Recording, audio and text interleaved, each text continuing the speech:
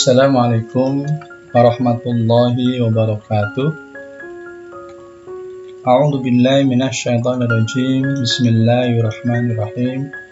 Alhamdulillahi rabbil alamin. Allahumma shalli wa sallim wa barik ala sayyidina Muhammadin wa ala alihi wa ashabihi ajma'in. Rekan-rekan mahasiswa yang dicintai oleh Allah, alhamdulillah pada kali ini kita bisa dipertemukan oleh Allah dalam majelis mata kuliah tasawuf. Kajian kita kali ini tentang pengertian secara istilah maupun secara bahasa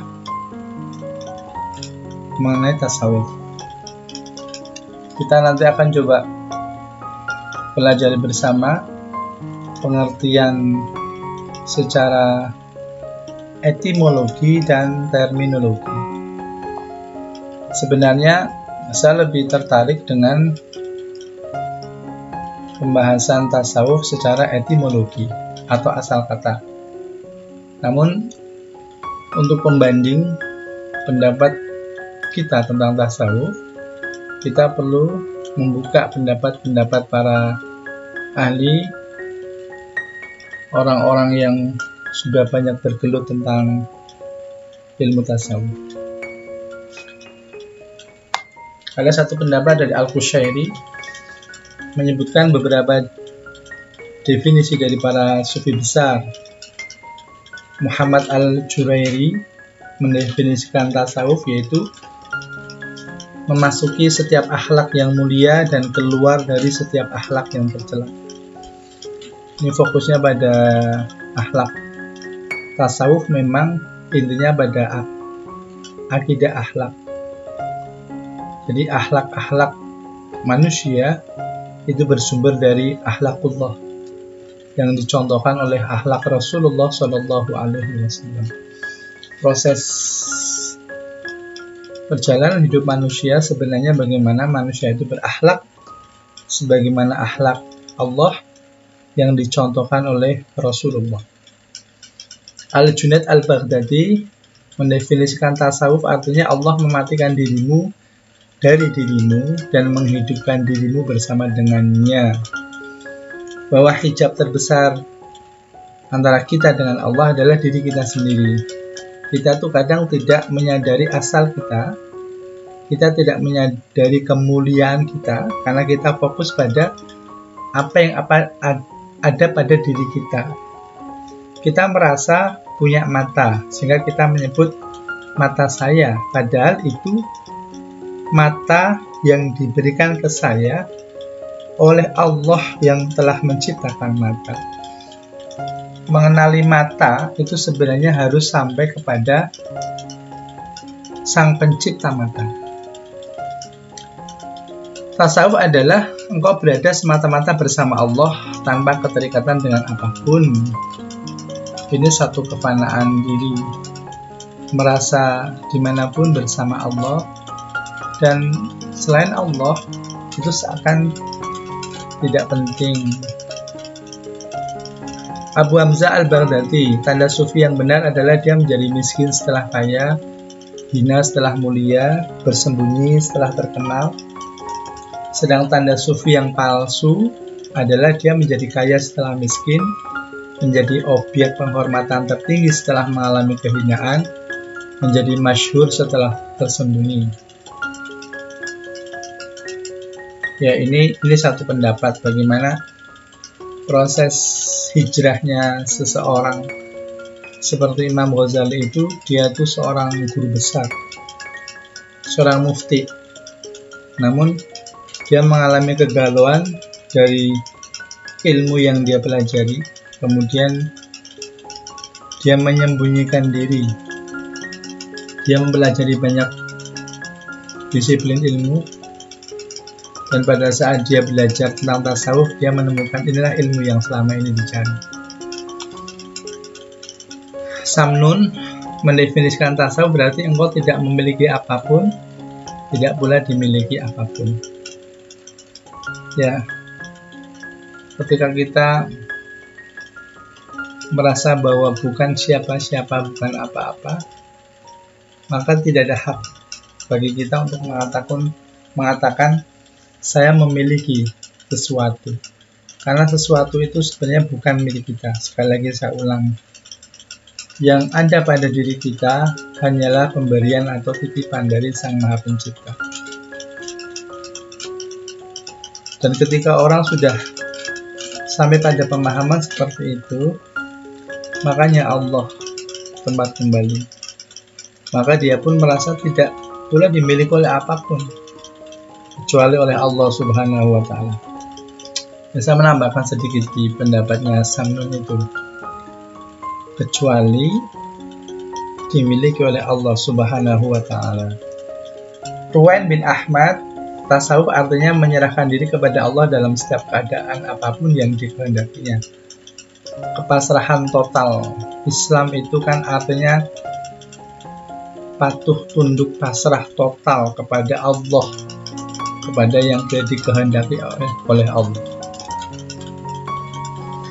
Imam Nawawi berpendapat di dalam surat Al-Maqasid, di dalam suratnya Al-Maqasid, ciri jalan sufi ada 5. Menjaga kehadiran Allah dalam hati pada waktu ramai dan sendiri. Pada waktu ramai dan sendiri, dia ingin selalu bersama Allah pada waktu ramai dan sendiri. Mengikuti sunnah Rasul dengan perbuatan dan kata. Mengikuti sunnah Rasul dengan perbuatan dan kata. Jadi tasawuf itu sumbernya ya Rasul, bukan karangan orang-orang yang tidak mengikuti Rasul. Justru tasawuf itu bersumber pada contoh-contoh Rasulullah SAW. Menghindari ketergantungan kepada orang lain, karena dia mengajarkan pada dirinya untuk Allahus Somad, untuk menggantungkan diri hanya kepada zat yang maha tempat bergantung makhluk. Bersyukur pada pemberian Allah meski sedikit. Sebenarnya tidak ada pemberian Allah yang sedikit. Setiap pemberian Allah itu banyak. Setiap pemberian Allah itu banyak. Selalu merujuk masalah kepada Allah. Selalu mengembalikan masalahnya kepada Allah. Dia menyadari semua masalah berasal dari Allah. Maka jawaban masalah itu ada pada Allah. Maka innalillahi wa inna ilaihi raji'un. Sebab kita ini milik Allah dan kepada Allah kita kembali dan mengembalikan masalah. Di sana akan ada jawaban, akan ada ketenangan, akan ada hidayah, petunjuk yang menyebabkan kita bisa lebih tenang dan keluar dari masalah yang kita hadapi. Imam Malik membuat satu ungkapan yang sangat bagus. Barang siapa mempelajari atau mengamalkan tasawuf tanpa fikih, maka dia telah zindik. Dan barang siapa mempelajari fikih tanpa tasawuf, dia tersesat. Dan siapa yang mempelajari tasawuf dan fikih, dia meraih kebenaran. Ini ketika dijelaskan nanti sangat panjang. Oke. Pendapat lain, Imam Al-Qushairi tentang tasawuf. Allah membuat golongan ini yang terbaik dari wali-walinya, dan dia mengangkat mereka di atas seluruh hamba-hambanya sesudah para rasul dan nabi. Dan dia memberi hati mereka rahasia kehadiran ilahinya, dan dia memilih mereka di antara umatnya yang menerima cahayanya. Mereka adalah sarana kemanusiaan. Mereka mensucikan diri dari segala hubungan dengan dunia. Dan Allah mengangkat mereka ke kedudukan tertinggi dalam penampakan atau kasyaf.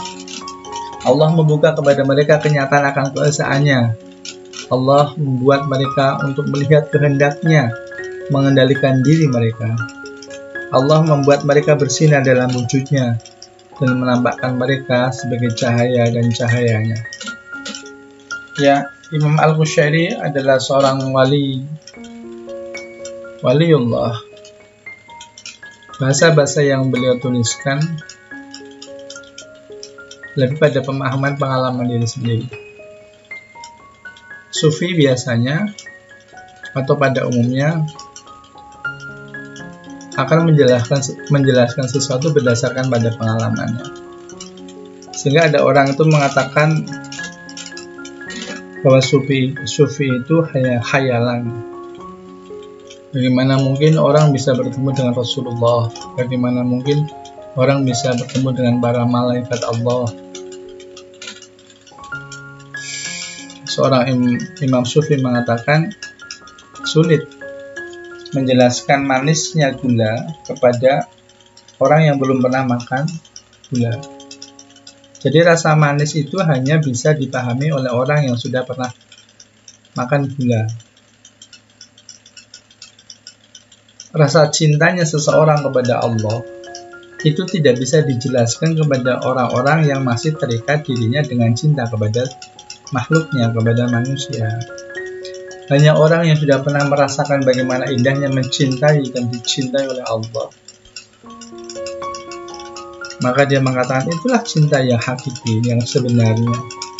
Cinta kepada manusia biasanya, ya tidak semua sih, biasanya berbalas dengan pengharapan hampa. Kita kadang-kadang tertipu dengan cinta yang kita berikan kepada sesama manusia.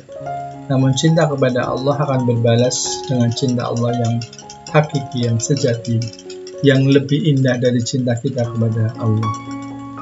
Pengalaman-pengalaman rohani ini tidak bisa dipahami oleh orang-orang yang memang belum merasakan indahnya cinta kepada Allah. Oke, kita masuk pada memahami tasawuf dari asal bahasanya atau etimologi. Ada yang berpendapat bahwa tasawuf berasal dari kata Theosophia. Theo itu Tuhan, Sophia itu kebijaksanaan. Jadi tasawuf itu ilmu yang mempelajari tentang kebijaksanaan Allah. Kebijaksanaan Allah. Kebijaksanaan Allah ini wujud dalam setiap kejadian di alam semesta, termasuk pada kejadian diri sendiri. Semua yang terjadi di alam semesta ini adalah wujud perbuatan kehendak Allah. Dan setiap yang terjadi di bumi ini selalu ada dalam bingkai Ar-Rahman Ar-Rahim. Ada dalam bingkai kasih dan sayang Allah. Ini yang ya tidak semua orang bisa memahami.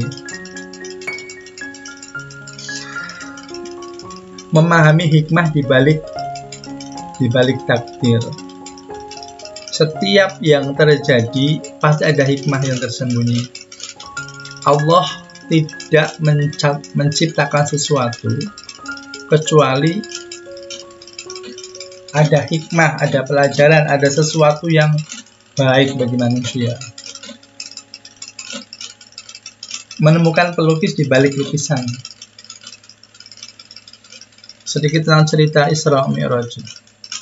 Rasulullah Shallallahu Alaihi Wasallam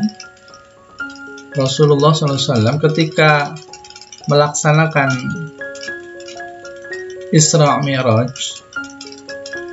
atau mendapatkan undangan Allah untuk melakukan satu perjalanan ajaib, yaitu perjalanan Isra Mi'raj. Banyak yang menentang, banyak yang tidak percaya. Bahkan ada yang menguji agar Rasulullah itu, coba, "Hei Muhammad," kata orang kafir itu, "katanya tadi malam kamu menembus langit 7 ya. Coba sekarang angkat kakimu yang kanan." Diangkat oleh Rasulullah, bisa. Sekarang kaki kirimu yang diangkat. Oh, bisa. Sekarang coba dua-duanya diangkat. Oh, nggak bisa.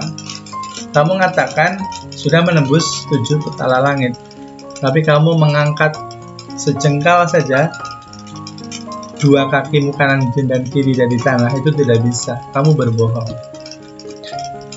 Ada ukuran-ukuran yang dipakai oleh orang kafir untuk menerima kebenaran perjalanan ajaib Isra Mi'raj.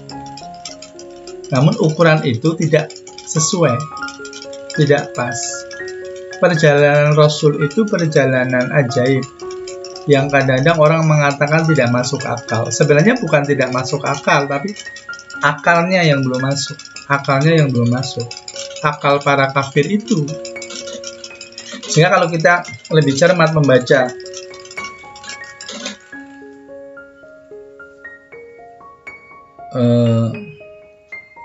surat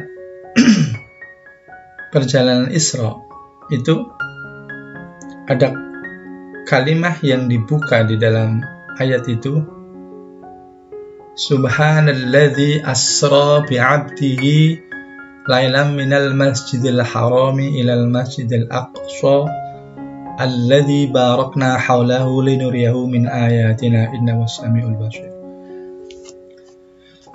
Perjalanan ajaib Rasulullah, atau yang kita kenal dengan perjalanan Isra Mi'raj, diawali oleh Allah dengan kalimat Subhana, Maha Suci. Siapa?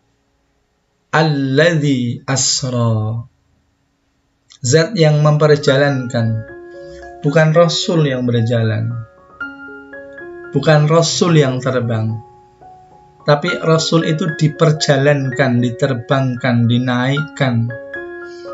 Rasul dalam hal ini posisinya sebagai bi'abdi, hamba yang manut tunduk patuh pasrah pada Sang Maha Segala, yaitu Allah. Rasul hanya diperjalankan. Subhana alladzi asra. Ketika kita melihat mencermati perjalanan Isra Mi'raj, maka kita kagum dengan Rasulullah yang mendapatkan kemuliaan seperti itu. Di atas kekaguman itu adalah kekaguman kita kepada Sang Maha Segalanya, Allah Subhanahu wa Ta'ala.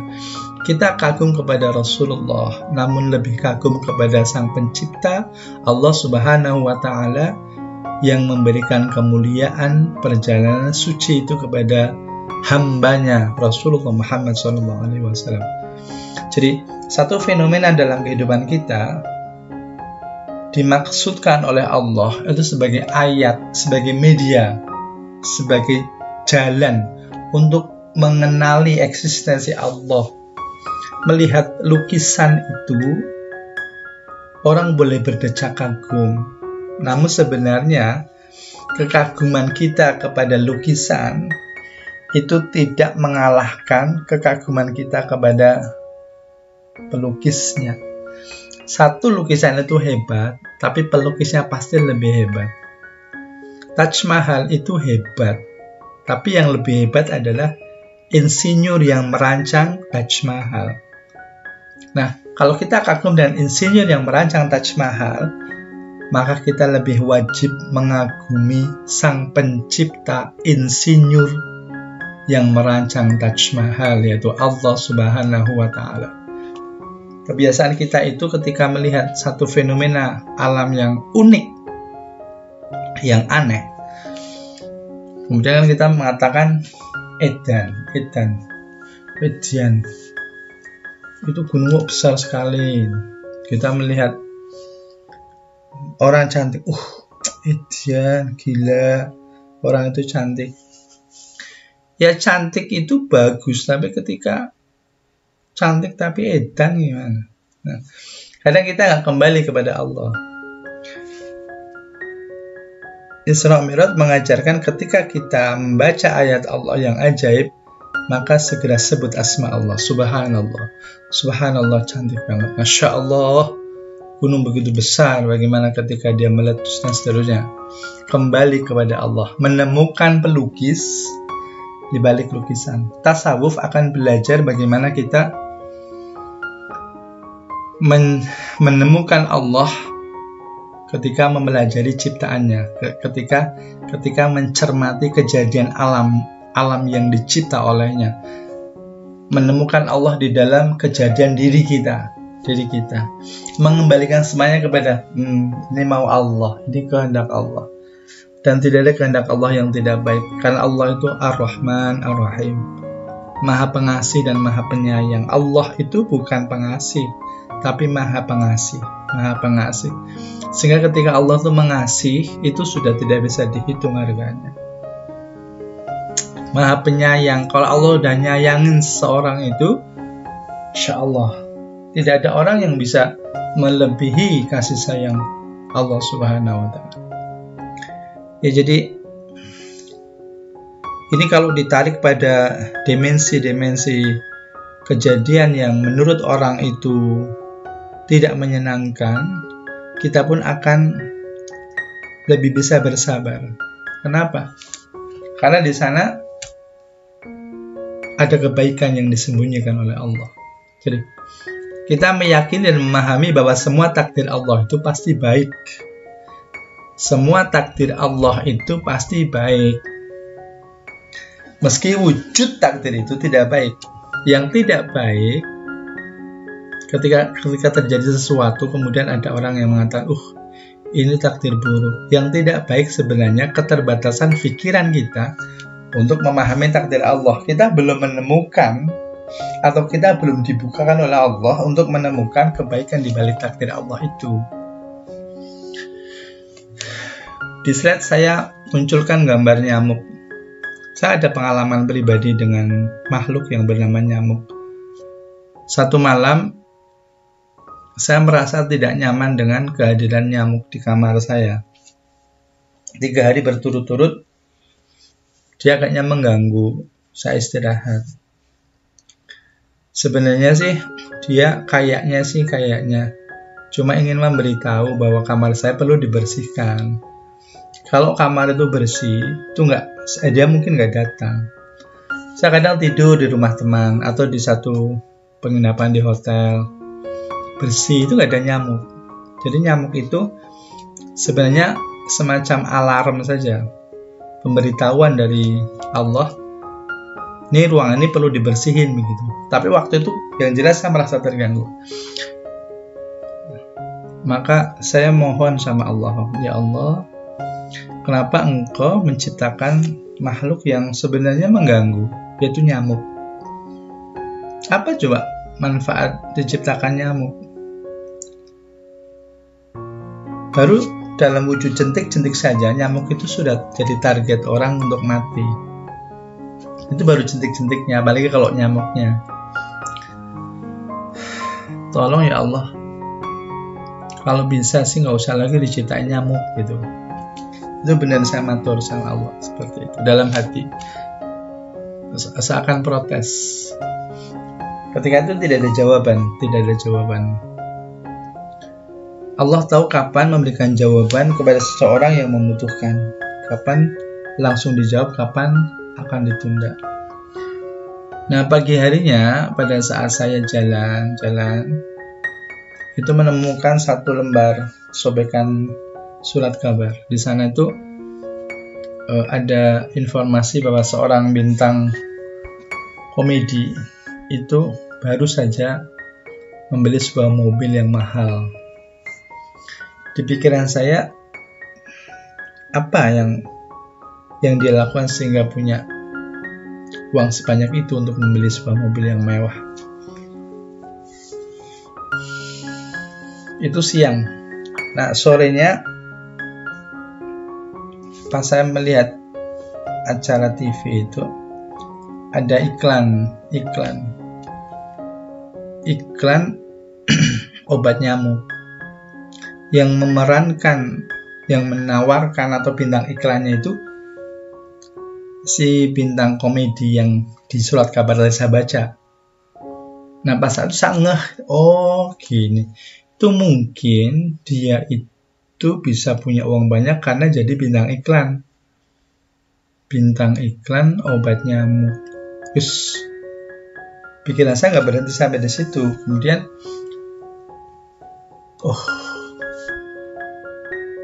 adanya obat nyamuk ini kan karena diproduksi oleh sebuah perusahaan obat nyamuk. Nah, kenapa orang mendirikan pabrik obat nyamuk? Karena ada nyamuk.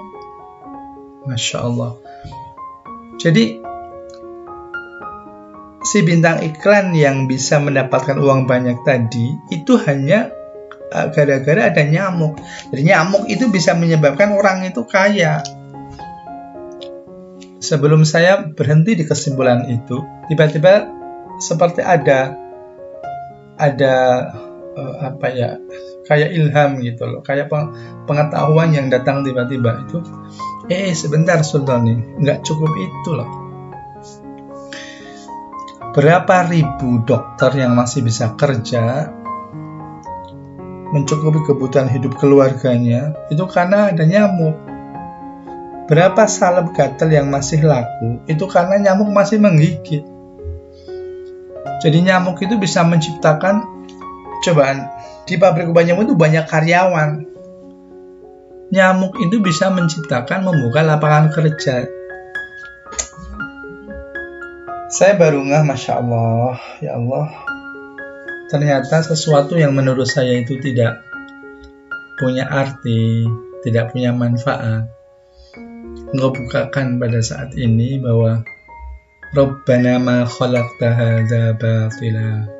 Allah tidak pernah menciptakan sesuatu dengan sia-sia.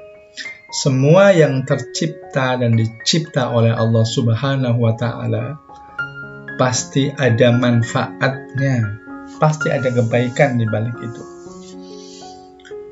Pemikiran ini contoh dari pemikiran tasawuf, pemikiran yang mencoba mengembalikan semua yang ada itu kepada Sang Pencipta, Allah Subhanahu wa Ta'ala.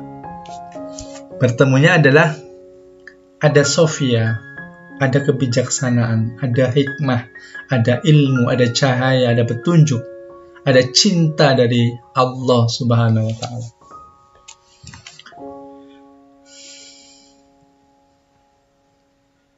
Nah ini masih dalam kajian Teosofia, rahasia buah durian, ya enggak? Allah sering sembunyikan manis dan harumnya buah durian di balik kulit yang berduri. Allah kadang menyembunyikan zat penyembuh itu di balik obat yang pahit. Obat yang pahit itu kalau orang-orang biasa, orang-orang yang sehat nggak nyaman minum obat yang pahit itu, dia memilih makanan-makanan yang enak. Tapi bagi orang yang membutuhkan kesembuhan saat dia sakit, justru kesembuhan itu dititipkan, disembunyikan di balik pahitnya obat. Memang pahit ketika kita makan obat, tapi di sana ada kesembuhan yang Allah sembunyikan. Kadang-kadang sesuatu yang kita rasakan tidak nyaman, di balik itu ada satu yang akhirnya akan membuat kita bahagia, akhirnya akan membuat kita menjadi mulia. Belajar, kuliah, itu berat. Kita harus menyediakan waktu khusus, kita dalam kondisi daring seperti ini, kita harus beli pulsa, kita harus meninggalkan kesenangan-kesenangan yang bisa kita lakukan di luar jam-jam kuliah itu. Berat bagi orang yang tidak memahami hikmah di balik apa yang dilakukan. Tapi yakinlah bahwa Allah sudah siapkan satu kebahagiaan yang ketika engkau melakukan sesuatu itu merasa tidak nyaman, maka di titik akhir garis finish engkau akan menjadi seorang pemenang yang tersenyum, yang tertawa, yang berbahagia. Yang itu tidak akan diperoleh oleh orang-orang yang tidak melakukan proses yang menyakitkan seperti kita ketika kita menjadi mahasiswa. Sakit itu tidak nyaman, tapi Rasul mengatakan bahkan satu duri yang menyakiti seorang mukmin itu bisa menghapus dosa. Jadi Allah itu nggak sembarangan menciptakan sesuatu yang menurut kita nggak nyaman. Di sana ada cinta Allah. Kalau seorang anak itu bandel, misalnya gini, jadi ada anak bandel, terus dia jalan-jalan di pinggir jalan. Dia jalan-jalan di pinggir jalan. Dari arah belakang itu ada sepeda motor yang lari kenceng itu. Dan arahnya persis tuh ke anak itu. Nah si ibu yang tahu kondisi seperti itu kan nggak bisa ya kemudian dengan bahasa yang lembut, "Nak, yuk minggir." Kan terlalu lama. Si tangan ibu tadi yang penuh cinta itu pegang ke telinga anaknya, terus ditarik. Sebenarnya ditarik itu telinga, tapi karena telinga itu nempel di kepala, kepalanya ikut, karena kepala itu nempel di badannya ikut, ditarik itu sakit memang. Sampai di pinggir tuh si anak kadang tuh ngatakan sesuatu yang nggak pas gitu loh. Ibu jahat itu, ibu nggak tahu kalau ini sakit itu. Ibunya ya diam aja. Dia tahu bahwa anaknya sakit ketika dijewer. Tapi sakitnya telinga yang dijewer itu tidak sesakit kalau dia ketabrak sepeda motor. Si anak nggak paham bahwa di balik jeweran si ibu itu ada rasa sayang, ada rasa cinta, ada rasa melindungi, menjaga agar dia selamat dari tertabrak sepeda motor yang lari kenceng di belakangnya. Ini banyak banget kalau kita ilustrasikannya, yang sesuatu yang kita tuh nggak nyaman mengalami, merasakan. Tapi yakinlah bahwa selalu ada maksud, selalu ada kehendak yang terbaik, dan itu untuk kita, yang Allah simpan dalam sesuatu yang menurut kita nggak nyaman. Allah sering sembunyikan manis dan harumnya buah durian di balik kulit yang berduri. Kalau orang hanya melihat durian dari kulitnya saja yang penuh duri itu, ini buah apa sih gitu loh, dipegang aja itu nusuk durinya. Tapi ketika dia berhusnudon bahwa tidaklah Allah ciptakan sesuatu kecuali itu ada, kecuali sesuatu itu pasti sempurna, maka dia coba berusaha pelan-pelan membuka. Memang pada proses membuka juga kadang tertusuk, namun tetap pelan dia bersabar, dan akhirnya dia menemukan manis dan harumnya buah durian. Kuliah sama, prosesnya kadang menyakitkan, menyebalkan, dosennya macam-macam, ada yang pemarah, ada yang macam-macam. Tapi ketika masih tadi bersabar, menghadapi semua itu dengan sabar, ikhlas, selalu bermohon pertolongan pada bimbingan Allah Subhanahu wa Ta'ala, pada akhirnya insya Allah menemukan manis dan harumnya kuliah setelah nanti dia di wisuda. Saya masih ingat pesan dosen saya waktu saya semester 1. Seorang sarjana tidak mungkin miskin. Itu bahasa itu masih terngiang di kepala. Mungkin kalian, waktu itu dosen mengatakan, lulus nanti akan menganggur, tidak apa-apa. Tapi maksimal 5-6 tahun, Anda akan menjadi orang yang kaya. Karena Allah tidak pernah menyia-nyiakan pengorbananmu selama proses kuliah ini. Itu keren banget. Semoga yang para mahasiswa yang saat ini dalam proses mengikuti perkuliahan dengan kesabaran, melaksanakan tugas-tugas dengan kesabaran, keikhlasan, semangat, Allah akan ganti saatnya ketika panjenengan sudah selesaikan semua itu. Karena Allah adalah Tuhan yang maha baik.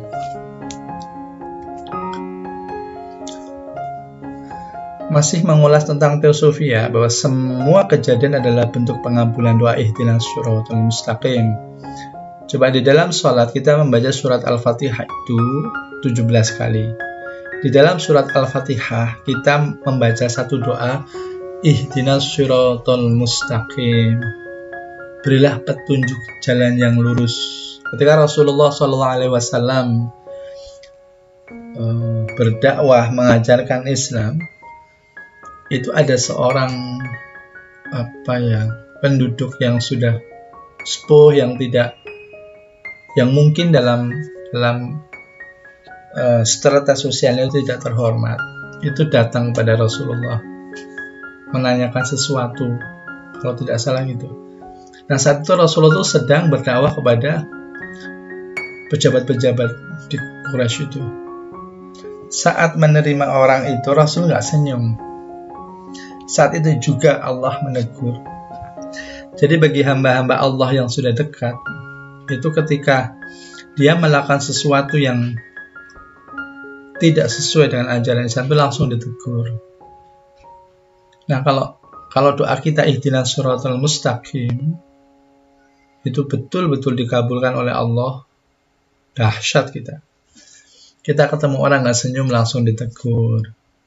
Kita malam nggak bangun langsung ditegur, kita subuh kawan langsung ditegur gitu. Ya, tapi itu tingkatan. Minimal kita berlatih agar hidup kita itu bermohon selalu dijaga oleh Allah di atas Shiratal Mustaqim. Teosofia.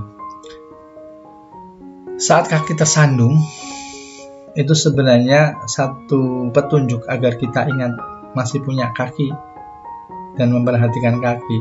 Kita kan jarang berterima kasih kepada kaki, ya.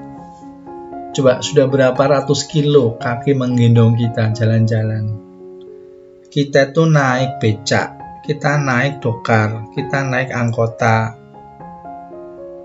Itu misalnya Salatiga Semarang sekitar 40 kilo, 40 atau 50. Itu kita bayar. Nah, kaki kita itu sudah gendong kita itu udah ratusan kilo. Tapi sudah berapa rupiah kita bayar sama kaki? Berapa kali kita berterima kasih kepada kaki? Itu misalnya begitu. Jadi pada saat kita kesandung, kenapa orang kesandung? Karena punya kaki. Jadi kesandung itu cara Allah untuk mengingatkan kita punya kaki. Kalau kita punya kaki, hati-hati dong. Dan kita lebih banyak memperhatikan kaki. Atau ketika kita untuk kesandung, itu bentuk bayar hutang. Pada saat kemarin kita jalan, ada batu di tengah itu, nggak kita singkirin. Kita terpeleset. Mungkin pada sekian hari yang lalu, kita jalan ada kulit pisang, nggak kita singkirin. Cabang iman itu kan 77. Cabang yang paling atas adalah La ilaha illallah. Cabang yang terakhir adalah menyingkirkan sesuatu yang menghalangi jalan. Itu wujud daripada iman. Dan dalam konteks tasawuf, apa yang kita lakukan itu akan berbuah satu pengalaman di masa yang akan datang. Kalau orang mengatakan karma begitu. Ya, faman ya'mal mithqala dzarratin khairan yarah wa man ya'mal mithqala dzarratin syarran yarah. Sebesar atom seseorang berbuat kebaikan, dia akan melihat pahalanya, melihat balasannya, ganjarannya gitu. Ketika Anda tersenyum kepada seseorang, maka Anda akan mendapatkan balasan senyum minimal 1 atau 7 atau 10 atau 700. Karena pahala sedekah itu kan bisa 1, bisa 7, bisa 10, bisa 100, bisa 700. Wallahu yudha'ifu liman yasha. Kalau kita terlalu banyak senyum pada orang sebagai bentuk ibadah, nanti surga kita mungkin hanya surga senyum. Oke. Teosofia. Nah ini Teosofia. Cinta Allah senantiasa dicurahkan kepada kita meski hanya melalui film atau sinetron atau lagu. Bahwa apa yang ditayang di TV, lagu apa yang baru hits pada saat ini, sinetron apa yang sekarang sedang digandrungi, sebenarnya adalah bahasa-bahasa cinta Allah yang mungkin ada pesan agar kita melakukan sesuatu. Dulu ada grup musik namanya Kuburan. Kuburan. Nama grupnya Kuburan. Nah, lagu yang hits saat itu adalah lupa-lupa ingat. Habis menyanyikan lagu itu dan itu hits di mana-mana, udah nggak terkenal lagi grup ini. Satu peringatan Allah menurut saya bahwa kita ini kalau bicara tentang kuburan, satu masa depan kita yang sebenarnya, karena kita masuk di alam berikutnya setelah kita hidup di alam dunia, itu kita lebih banyak lupa. Maka judul lagunya itu lupa-lupa ingat, bukan ingat-ingat lupa. Jadi lupanya 2 kali, lupa-lupa ingat. Dulu ada lagu siapa yang nyanyi Alam, namanya Alam. Judul lagunya Badukun. Kalau waktu itu di mana-mana itu banyak orang seneng berdukun. Jadi alam Indonesia itu menjadi alam berdukunan. Ada satu ayat yang Allah turunkan dan itu itu sangat menarik bagi saya untuk mengenali lebih dalam apa hakikat di balik Allah ciptakan, yaitu makhluk yang bernama Inul. Saya melihat pada saat itu Inul adalah seorang penyanyi panggung 17-an, dan beberapa bulan berikutnya dia bisa menembus dapur rekaman, masuk TV, dan menjadi sangat terkenal. Saya dalam hitungan waktu merasa ini aja, terusik aja. Apa sebenarnya yang dimau oleh Allah dengan menghadirkan penyanyi bernama Inul? Nah, saya sowan kepada seorang kiai hakikat, kiai yang mendalami hal-hal yang bersifat hakikat itu. Saya bertanya kepada beliau, asmanipun Mbah Yai Fakhrul almarhum Fakhrul, yang semoga Allah memuliakan beliau. Saya tanya kepada beliau, Mbah, saya ini ada satu ganjalan tentang satu fenomena kehidupan. Apa? Sebenarnya Inul itu siapa gitu. Nah, saat mendengar pertanyaan saya itu, Mbah Yai itu tersenyum gitu loh. Kamu punya TV enggak sih? Wonten, Mbak. Ya, Inul itu kan penyanyi dangdut. Kenapa pertanyaan seperti itu kamu sampaikan? Kayak nggak pernah lihat TV aja. Justru saya itu jadi kaget loh. Simba juga mersani dong. Iya, kadang-kadang itu. Nah, wis rasa tekon sing halal kayak gitu. Tanya yang lain aja. Ya, beberapa saat saya minum, kemudian saya makan suguhan dari Mbak Yai. Kemudian saya tanya, Mbak boleh nggak tanya lagi apa coba? Yang tadi ya, Inul itu siapa itu? Mbak Yai itu kayak lihat saya tuh, kamu kok tanya itu lagi gitu? Ya memang itu yang membuat hati saya galau, Mbak Yai.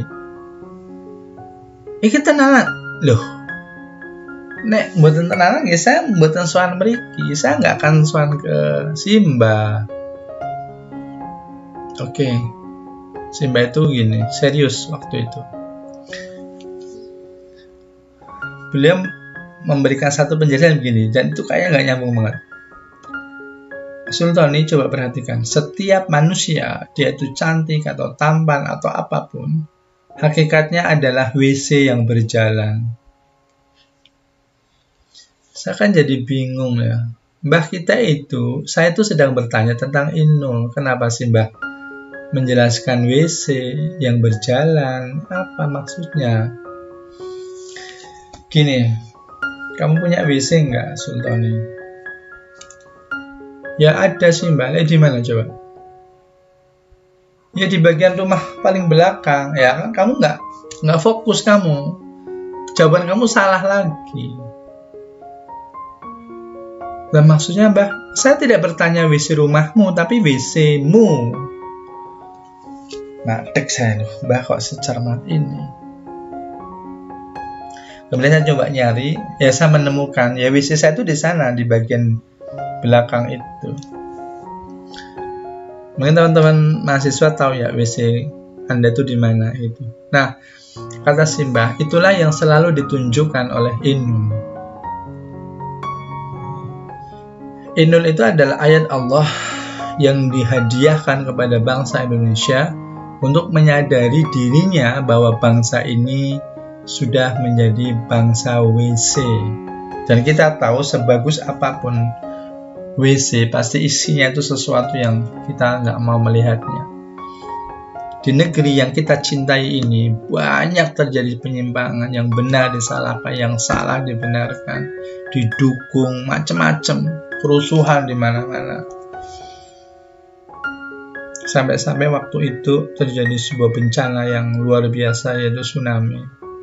Itu bentuk pengurasan, kalau bahasanya Agim itu sedang dikuras di WC itu. Jadi laut itu marah, minta izin sama Allah agar matikan itu 30 meter dalam sekian detik itu sekian ratus ribu orang meninggal. Itu kalau alam sudah marah dan diizinkan oleh Allah, Kita tuh bukan apa-apa dan bukan siapa-siapa. Nah, kekacauan negeri ini, ketidakjelasan negeri ini itu gara-gara inul. Itu iman, nul itu kosong. Jadi negeri yang tidak lagi punya iman itu sama dengan negeri WC. Negeri yang sebenarnya isinya nggak ada nilainya lagi, yang harus dikuras, yang harus dibuang. Saya saat itu tercenung, ya Allah, sebegitunya. Ya, inul itu tahun berapa coba? Sampai sekarang ini belum ada perubahan yang jelas oleh para pemimpin negeri ini, oleh bangsa ini. Kita masih senang banget memperebutkan hal yang sebenarnya itu nanti tidak akan kita bawa mati. Jabatan, harta, tahta, semua adalah kamuflase, semua adalah bayangan-bayangan semu yang kita tertipu. Dan semua itu menutup iman kita kepada Allah. Nah, ada satu acara yang mungkin teman-teman mahasiswa ada yang pernah melihat atau malah nggak pernah lihat, yaitu 4 mata. 4 mata coba. Kenapa nggak 5 mata? Kenapa nggak 6 mata? 4 mata itu simbol kita punya 2 mata, seakan Allah punya 2 mata. Bermuajahah. Acara 4 mata itu pasti jam 10 ke atas, karena itu waktu dari tahajud. Dan itu obatnya inul. Ketika kita sudah kehilangan iman, maka segera kembali kepada Allah, bermuajahah dengan Allah di malam hari, bersujud, menangis, mohon pertolongan, mengetuk pintu langit agar Allah selamatkan negeri ini. Sampai saat ini, di tahun 2020 ini, Allah turunkan makhluk yang bernama corona yang kita nggak pernah tahu wujudnya, wujud yang sebenarnya. Makhluk itu tidak kasat mata, diturunkan kepada manusia. Tidak hanya Indonesia, dunia semua dihentikan oleh makhluk yang namanya corona. Namun kita masih bergelut dengan 3M, mencuci tangan, menjaga jarak, memakai masker. Kenapa tidak M yang keempat, mengetuk pintu langit, kembali bersujud kepada Allah. Mohon pertolongan hanya kepada Allah. Selain Allah nggak bisa menyelesaikan masalah ini. Bangsa ini sudah mulai diutak-utik dengan hal-hal yang membuat NKRI berbenturan anak bangsanya. Seakan-akan terpecah Indonesia. Kita hanya bisa melakukan hal-hal yang bersifat dohiriyah. Itu benar. Namun perlu kesempurnaan ikhtiar. Kita mengetuk pintu langit, kita berzikir, kita mohon pertolongan Allah. Allah akan selesaikan. Negeri ini milik Allah, dunia ini milik Allah. Dan hanya Allah yang bisa menyelesaikan masalah apapun di dunia ini. Jangan pernah merasa menjadi raja, pemilik alam dunia. Karena ada sang pemilik hakiki yang kita tempat kembali kepada Dia, Allah Subhanahu wa Ta'ala. Ya, jadi teosofia itu kita masuk pada kelembutan Sang Maha Lembut. Allah itu bukan Tuhan yang setelah menciptakan alam kemudian ditinggal begitu saja. Seperti seorang pembuat jam, gerak jam itu sudah tidak lagi diurus oleh yang membuat jam. Alam ini diciptakan oleh Allah, dipenuhi semua kebutuhannya oleh Allah, dipantau, diluruskan, dibimbing oleh Allah Subhanahu wa Ta'ala. Karena di sana ada cinta, ada kebijaksanaan Allah.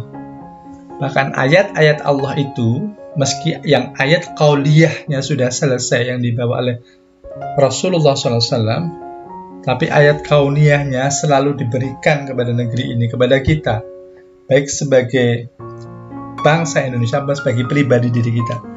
Kita selalu bersama petunjuk-petunjuk dari Allah Subhanahu wa Ta'ala. Ihdinas siratal mustaqimnya itu sudah terjawab, meski bahasa-bahasanya mesti dalam bahasa simbol. Bahasa yang tidak tekstual, bahasa yang tidak eksplisit, karena Allah itu maha lembut, maha lembut. Yang terakhir tentang teosofia, ini biasanya terjadi pada teman-teman mahasiswa saat diputus pacar. Sebenarnya kita itu diputus oleh Allah agar tidak bersama dengan pacar itu. Dimaksudkan bukan agar kita bersedih, tapi persiapan untuk mendapatkan takdir yang lebih baik dan lebih pas untuk kita. Disinilah husnudzon, disinilah berbaik sangka, berperasaan positif, berpikir positif, berimajinasi positif, positive thinking, feeling, and imaging. Jadi memahami Theosophia itu nanti kita akan sampai pada satu kata Rabbana ma khalaqta hadza batila, bahwa Allah tidak menciptakan sesuatu kecuali ada manfaat di balik itu, kecuali ada kebahagiaan di balik itu, kecuali ada cinta di balik itu. Karena Allah tuh sayang kepada kita. Mempelajari tasawuf itu mempelajari bahwa di balik semua yang terjadi ada cinta Allah. Bukan kita mengagumi makhluknya Allah, namun mengagumi sang pencipta makhluknya Allah. Mungkin di pertemuan penjelasan tentang etimologi tasawuf saya cukupkan dulu sampai di sini. Masih ada beberapa penjelasan tentang etimologi tasawuf. Semoga bisa kita lanjutkan pada pertemuan berikutnya. Mohon maaf, semoga Allah membukakan hati, pikiran, jiwa kita untuk menerima titik-titik nur Allah, titik-titik ilmu Allah, dan menjadikan kita bersemangat dalam beribadah, mendekat dan mencintai Allah Subhanahu wa Ta'ala. Terima kasih, mohon maaf.